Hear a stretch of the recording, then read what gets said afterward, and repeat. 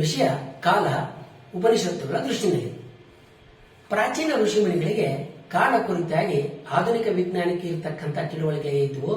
ಆದ್ದರಿಂದಲೇ ಸೆಮೆಟಿಕ್ ಧರ್ಮಗಳಿಗಿಂತ ಬೇರೆಯದಾದ ರೀತಿಯಲ್ಲಿ ವಿಶ್ವ ಹಾಗೂ ಅದರ ಅಸ್ತಿತ್ವದ ಅವಧಿಯನ್ನ ಅವು ಕೋಟ್ಯಂತರ ವರ್ಷಗಳ ಲೆಕ್ಕದಲ್ಲಿ ಅರಿತು ವಿಶ್ವದ ಬಗ್ಗೆ, ಕಾಲಗಣನೆಯ ಬಗ್ಗೆ ಋಷಿಮುನಿಗಳಿಗೆ ಎಷ್ಟು ಅದ್ಭುತ ಕಲ್ಪನೆಗಳು ಇದ್ವು ಅಂತಕ್ಕಂಥದ್ದು ಸಾಮಾನ್ಯವಾದಂತಹ ನಂಬಿಕೆ. ಈ ಕುರಿತಾದಂತಹ 10 ವಿಡಿಯೋಗಳನ್ನು ನಾವು ಜಾಲತಾಣಗಳಲ್ಲಿ ನೋಡಬಹುದು. ಆದರೆ ವಿಶ್ವ ಕೋಟ್ಯಾಂತರ ವರ್ಷಗಳಷ್ಟು ಹಳೆಯದು, ಬ್ರಹ್ಮನ ಒಂದು ಗಳಿಗೆ ಭೂಮಿಯ ಮನುಷ್ಯನ ಕೋಟ್ಯಾಂತರ ವರ್ಷಗಳಿಗೆ ಸಮ ಅಂತಕ್ಕಂಥ ಸಂಗತಿಗಳೆಲ್ಲವೂ ವೇದ ಉಪನಿಷತ್ತುಗಳಲ್ಲಿ ನಮಗೆ ಕಾಣಿಸೋದಿಲ್ಲ.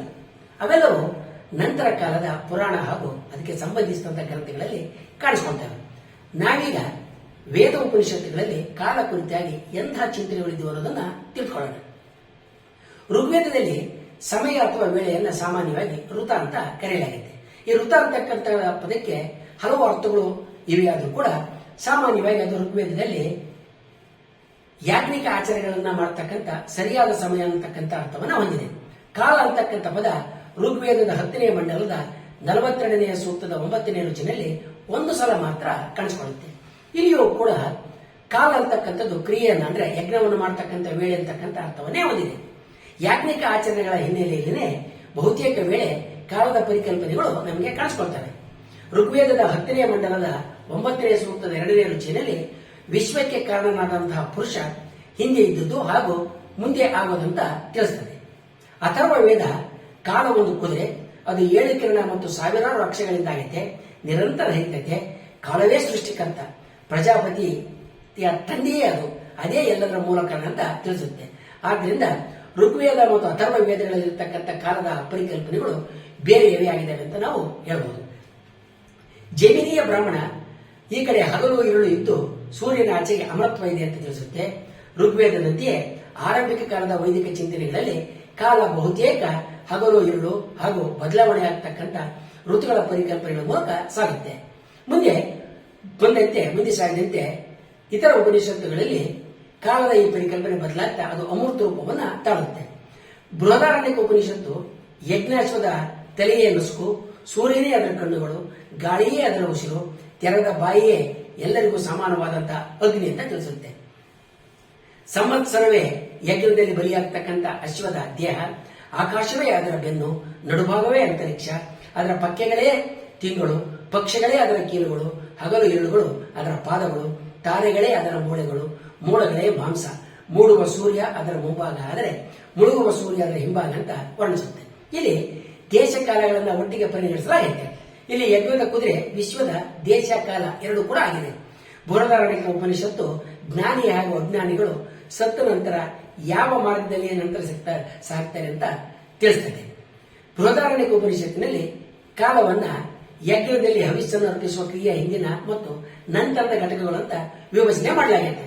ಬೃಹದಾರಣ್ಯಕ ಉಪನಿಷತ್ತು ಆತನಿಗೆ ಇನ್ನೊಂದು ಆಗ್ತಕ್ಕಂಥ ಬಯಕೆ ಉಂಟಾಗಿ ನನ್ನಿಂದ ಇನ್ನೊಬ್ಬ ಹುಟ್ಲಿ ಎನಿಸಿದಾಗ ಮನಸ್ಸಿನಲ್ಲಿ ಮಾತಿನೊಂದಿಗೆ ಹಾಗೆ ಸಾವು ಹಸಿವೆಯೊಂದಿಗೆ ಕೂಡಿಕೊಂಡು ಆಗ ವೀರ್ಯವೇ ಸಂವತ್ಸರ ಆಯಿತು, ಅದಕ್ಕೂ ಮೊದಲು ಸಂವತ್ಸರ ಅನ್ನೋದೇ ಇರಲಿಲ್ಲ ಅಂತ ತಿಳಿಸುತ್ತೆ. ಇದನ್ನು ನಾವು ಗಮನಿಸಿದ್ರೆ ಈ ಉಪನಿಷತ್ತು ಕಾಲವನ್ನ ಮೂಲ ಶಾಶ್ವತ ತತ್ವ ಅಂತ ಭಾವಿಸೋದಂಗೆ ಕಾಣೋದಿಲ್ಲ.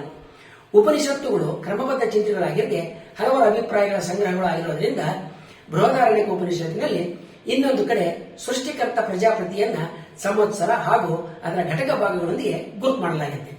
ಪ್ರಜಾಪತಿ 16 ಭಾಗಗಳನ್ನು ಹೊಂದಿರತಕ್ಕಂತಹ ಸಂವತ್ಸರ, ಇದರಲ್ಲಿ ರಾತ್ರಿಗಳು 15 ಭಾಗಗಳಿದ್ದಾವೆ.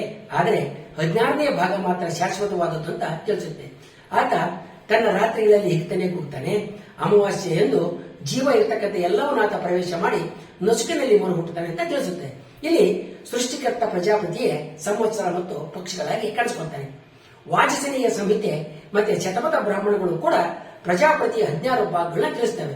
ಉಪನಿಷತ್ತಿನಲ್ಲಿ 16ನೇ ಭಾಗ ಶಾಶ್ವತ ಅಂತ ಹೇಳಿರ್ತಕ್ಕಂಥದ್ದು ಮುಂದಿನ ಉಪನಿಷತ್ತುಗಳಲ್ಲಿ ಕಾಲ ಶಾಶ್ವತ ಅವ್ಯಯ ಅಂತಕ್ಕಂಥ ಪರಿಕಲ್ಪನೆಯಲ್ಲಿ ಕೊನೆಗೊಳಿತು ಅಂತ ನಾವು ಭಾವಿಸಬಹುದು.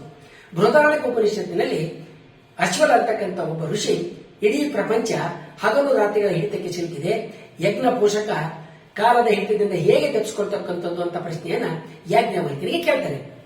ಅದಕ್ಕೆ ಯಾಜ್ಞವಲ್ಕ್ಯ ಬದಲಾಗ್ತಕ್ಕಂಥ ಎಲ್ಲವೂ ಕಾಲದ ಹಿಂದೆ ಬದಲಾಗದೇ ಇರತಕ್ಕಂಥ ಒಂದು ತತ್ವ ಇದೆ, ಅದೇ ಶಾಶ್ವತ ಸುಖ ನೀಡ್ತದೆ ಅಂತ ಉತ್ತರ ಕೊಡ್ತಾನೆ.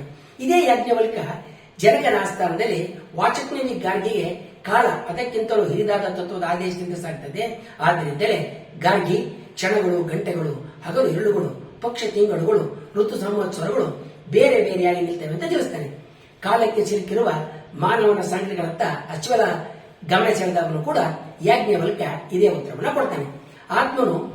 ಆತ್ಮನ ಸುತ್ತ ಸಂವತ್ಸರಗಳು ಸುತ್ತವೆ ಅಂತ ತಿಳಿಸ್ತಾನೆ. ಆದ್ರಿಂದ ಆತ್ಮ ಕಾಲಕ್ಕಿಂತಲೂ ಮೇಲಿದು ಅಂತ ಆತನ ನಿಲುವಾಗಿರೋದು ಅಂತ ನಾವು ತಿಳ್ಕೋಬಹುದು.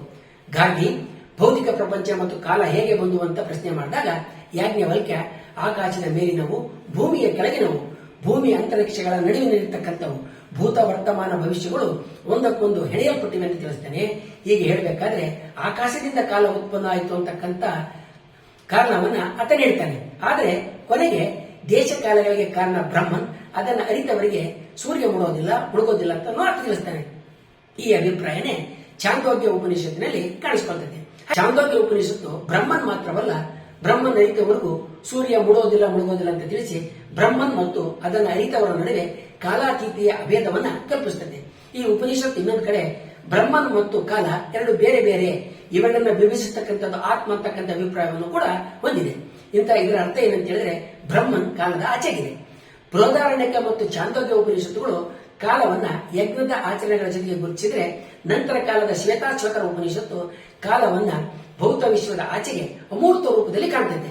ಈ ಉಪನಿಷತ್ತು ಬ್ರಹ್ಮನ್ ಯಾವುದರ ಕಾರಣ, ಅದನ್ನು ಕಾಲ ಅನ್ನೋಣವೇ, ಅದಕ್ಕೆ ಸ್ವಭಾವ ಅಗತ್ಯ ಇದೆಯೇ, ಅದು ಕಾಕತಾಳೀಯವೇ, ಪಂಚಭೂತಗಳೇ ಅಥವಾ ಪುರುಷನೇ ಅಂತ ಪ್ರಶ್ನೆ ಮಾಡಿಕೊಂಡು ಕೊನೆಗೆ ಕಾಲ ಮೂಲ ಕಾರಣ ಅನ್ನೋದನ್ನ ತಿರಸ್ಕರಿಸಿ ಆತ್ಮ ಎಲ್ಲದರ ಮೂಲ ಅಂತ ತಿಳಿಸುತ್ತೆ. ರುದ್ರಜೀವ ಕಾಲಕಾರ ಅಂದ್ರೆ ಕಾಲವನ್ನು ಮಾಡಿದವನು ಅಂತ ಈ ಉಪನಿಷತ್ ಹೇಳುತ್ತೆ. ಅಂದ್ರೆ ಕಾಲ ದೈವ ಸೃಷ್ಟಿ ಅಂತ ಅರ್ಥ ಆಗುತ್ತೆ. ರುದ್ರಜೀವ ಭೂತ ವರ್ತಮಾನಗಳನ್ನ, ಯಾಜ್ಞಿಕ ಆಚರಣೆಗಳನ್ನ, ಛಂದಸ್ಸನ್ನ, ಧಾರ್ಮಿಕ ಆಚರಣೆಗಳನ್ನ ಸೃಷ್ಟಿಸ್ತಕ್ಕಂಥ ಮಾಯಕಾರ. ಈತ ತ್ರಿಕಾಲಾತೀತ, ಹಾಗೆಯೇ ಕಾಲನಾಶಕ. ಕಾಲದ ಕೊನೆಯಲ್ಲಿ ಎಲ್ಲವನ್ನೂ ರಕ್ಷಿಸುವಾತನೂ ಆತನೇ. ಕಟ ಮತ್ತು ಮುಂಡಕ ಉಪನಿಷತ್ತುಗಳು ಬ್ರಹ್ಮನ್ ಅಂತಕ್ಕಂಥದ್ದು ಸನಾತನ ಅಕ್ಷರ, ಅಂದ್ರೆ ಕಾಲದ ಬದಲಾವಣೆಗೆ ಒಳಗಾಗದು ಅಂತಕ್ಕಂಥ ನಿಲುವನ್ನ ತಾಳ್ತವೆ. ಮಾಂಡವ್ಯ ಉಪನಿಷತ್ತು ತ್ರಿಕಾಲಗಳು ಓಂಕಾರದ ಭಾಗಗಳು ಅಂತ ತಿಳಿಸುತ್ತೆ. ಹಾಗೇನೆ ಮುಂದುವರಿತಾ ತ್ರಿಕಾಲ ಅತೀತವಾದ್ದು ಓಂ ಅಂತಕ್ಕಂಥ ಅಸಂಗತ ನಿಲುವನ್ನು ಕೂಡ ಅದು ತಾಳುತ್ತೆ. ತ್ರಿಕಾಲಾತೀತ ಅಂತಕ್ಕಂಥದ್ದು ಕಾಲ ಇಲ್ಲದ ಸ್ಥಿತಿಯ ಆದಿಮ ಸ್ಥಿತಿ ಆಗಿದೆ. ಮಾಂಡವ್ಯ ಉಪನಿಷತ್ತು ತ್ರಿಕಾಲಗಳು ಹಾಗೂ ಕಾಲಾತೀತೆಯನ್ನ ಜಾಗೃತಿ, ಸ್ವಪ್ನ, ಸುಷುಪ್ತಿ, ತೂರಿ ಅಂತಕ್ಕಂಥ 4 ಸ್ಥಿತಿಗಳ ಜೊತೆಗೆ ತಳುಕಾಗುತ್ತೆ. ಇಲ್ಲಿ ಕಾಲ ಎರಡು ಸ್ಥಿತಿಗಳ ನಡುವಿನ ಒಂದು ಸನ್ನಿ ಸ್ಥಿತಿ ಅಂತ ನಮಗೆ ಕಂಡುಬರುತ್ತೆ. ಮಹಾನಾರಾಯಣ ಉಪನಿಷತ್ತು ಮಾಂಡೂಕ್ಯ ಉಪನಿಷತ್ತಿನ ದಾರಿನಲ್ಲೇ ಸಾಗಿ ಆತ್ಯಂತಿಕವಾದಂತಹ ಸತ್ಯ ಎಲ್ಲ ಕಾಲಗಳನ್ನ ಒಳಗೊಂಡಿದೆ, ಕಾಲದ ಮೂಲವು ಅದೇ ಅಂತ ತಿಳಿಸುತ್ತೆ. ಮೈತ್ರಿ ಉಪನಿಷತ್ತು ಆಹಾರ ಜಗದ ಮೂಲ, ಕಾಲ ಆಹಾರದ ಮೂಲ ಅಂತ ತಿಳಿಸಿ ಅದರ ಹಿಂದೆಯೇ ಸೂರ್ಯನೇ ಕಾಲಕ್ಕೆ ಕಾರಣ ಅಂತಕ್ಕಂಥ ತೀರ್ಮಾನಕ್ಕೆ ಬರುತ್ತೆ. ಬೆಳೆ ಬೆಳೆಯೋದಕ್ಕೆ ಸಮಯ ಬೇಕಾಗೋದ್ರಿಂದ ಕಾಲವೇ ಅನ್ನದ ಮೂಲ ಅಂತ ಈ ಉಪನಿಷತ್ತು ಭಾವಿಸುತ್ತೆ. ಇದೇ ಉಪನಿಷತ್ತು ಅಳತೆ ಇಲ್ಲದೆ ಅಳೆಯಬೇಕಾದ ವಸ್ತುವಿನ ಅರಿವಾಗದು, ಹಗಲು ಇರುಳು ಋತುಗಳು ಇಲ್ಲದೆ ಇದ್ರೆ ಕಾಲ ನಮಗೆ ಅರಿವಿಗೆ ಬರೋದಿಲ್ಲ ಅನ್ನೋದು ತಿಳಿಸುತ್ತೆ. ಇದರ ಜೊತೆಗೆ ಕಾಲಕ್ಕೆ ವಿರುದ್ಧವಾದಂತಹ ಅಕಾಲ ಇರೋದನ್ನು ಕೂಡ ಈ ಉಪನಿಷತ್ತು ಒಪ್ಪಿ ಬ್ರಹ್ಮನಲ್ಲಿ ಅರಿಯಬಹುದಾದ, ಹಾಗೆ ಅರಿಯೋದಕ್ಕೆ ಆಗದೆ ಇರತಕ್ಕಂಥ ಕಾಲದ ಭಾಗಗಳಿವೆ ಅಂತ ತಿಳಿಸುತ್ತೆ. ಈ ಉಪನಿಷತ್ತು ಕಾಲ ಮತ್ತು ಕಲಾ ಅಂದ್ರೆ ವಿಭಜನೆಯನ್ನು ಗುರುತಿಸಿ ಸೂರ್ಯನ ಉದಯಕ್ಕೆ ಮುಂಚಿರುವುದು ಅಕಾಲ, ಅದಕ್ಕೆ ವಿಭಜನೆ ಇಲ್ಲ, ಬ್ರಹ್ಮನ ಭಾಗವೇ ಸಂವತ್ಸರ ಅಂತ ಹೇಳುತ್ತೆ. ಇಲ್ಲಿ ಅಳೆಯಲಾಗದ ಮತ್ತು ಅಳೆಯಬಹುದಾದ ಕಾಲಗಳ ಕಲ್ಪನೆ ಇರೋದನ್ನು ನಾವು ಕಾಣಬಹುದು. ನಂತರದಂದ್ರೆ 12ನೇ ಶತಮಾನದ ಅವಧಿಗೆ ಸೇರಿದಂತಹ ಶಾಕ್ತ ಅಥವಾ ದೇವಿ ಉಪನಿಷತ್ತು ದೇವಿ ಕಾಲದ ಕ್ಷಣ ಅಂತ ತಿಳಿಸುತ್ತೆ. ಇಲ್ಲಿಯೂ ಕೂಡ ಅಳೆಯಲಾಗದ ಮತ್ತು ಅಳೆಯಬಹುದಾದ ಕಾಲಗಳ ಕಲ್ಪನೆ ನಮಗೆ ಕಾಣಿಸುತ್ತೆ. ಬೃಹದಾರಣ್ಯಕ ಉಪನಿಷತ್ತು ಆತ್ಮ ಅಜ ಅಕ್ಷಯ ಅಂದಾಗ, ಹುಟ್ಟಿಲ್ಲದ್ದು ಕ್ಷಯವಾಗದ್ದು ಅಂದಾಗ ಅದು ಕಾಲದ ಪರಿಣಾಮಗಳಿಗೆ ಒಳಗಾಗದು ಅಂತಕ್ಕಂಥ ಅರ್ಥವ ನಮಗೆ ದಕ್ಕುತ್ತೆ. ಬ್ರಹ್ಮನ್ ಕಾಲ ಸೇರಿದಂತೆ ಎಲ್ಲದರ ಮೂಲ ಅಂತಕ್ಕಂಥದ್ದು ಅದರ ಮೂಲ ತಿಳಾಗಿದೆ. ಆದ್ದರಿಂದ ಕಾಲವನ್ನು ಕುರಿತಾಗಿ ವೇದ ಉಪನಿಷತ್ತುಗಳಲ್ಲಿ ಚಿಂತನೆಗಳು ಸಂದರ್ಭಕ್ಕೆ ತಕ್ಕಂತೆ ಬದಲಾಗ್ತಾ ಇದ್ದು ಅನಿಸಿದ್ದನ್ನ ಸರಿಯೆಂದು ಮುಂದಿರಿಸತಕ್ಕಂತಹ ವಾಸ್ತವ ಸಂಗತಿಗಳಿಗಿಂತ ವಾದಗಳ ಮೂಲಕ ಕಟ್ಟಲ್ಪಟ್ಟ ಹಲವು ಮಾದರಿಗಳೇ ಕಲಬೆರಕೆಯಾಗಿ ನಮಗೆ ಕಂಡು ಬರ್ತವೆ. ವೇದ ಉಪನಿಷತ್ತುಗಳ ಋಷಿಗಳ ಕಾಲ ಕುರಿತಾಗಿ ತಮ್ಮ ಅನುಭವ ಅನಿಸಿಕೆಗಳ ಮೇಲೆ ಪರಿಕಲ್ಪನೆಗಳನ್ನ ಕಟ್ಟಿಕೊಂಡಿದ್ರು.